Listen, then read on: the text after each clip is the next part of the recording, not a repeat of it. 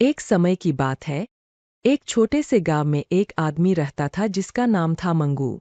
मंगू को पहलवानी का बहुत शौक था, लेकिन उसमें उतनी ताकत और हुनर नहीं थी कि वह एक सच्चा पहलवान बन सके। फिर भी उसने गांव में खुद को एक बड़ा पहलवान साबित करने का नाटक किया।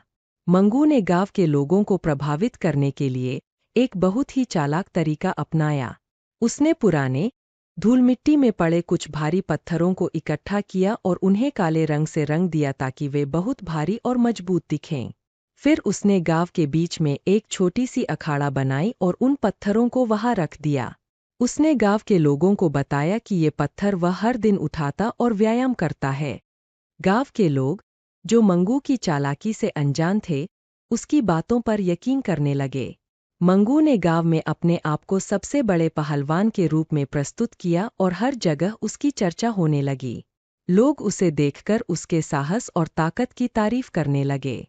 लेकिन एक दिन गांव में एक असली पहलवान आया। वह बहुत ही तगड़ा और अनुभवी था। जब उसे मंगू के बारे में पता चला, तो उसने मंगू को चुनौती दी। मंगू इस चुनौती से डर गया, क्योंकि वह जानता था कि वह असली पहलवान का सामना नहीं कर सकता।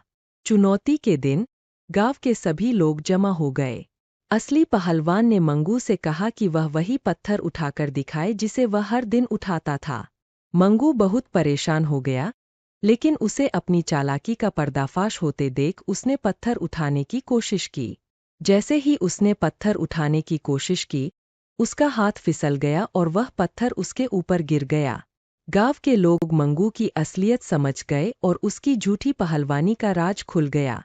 असली पहलवान ने गांव वालों को सिखाया कि ताकत और हुनर मेहनत और सच्चाई से आती है, न कि धोखे और छल से।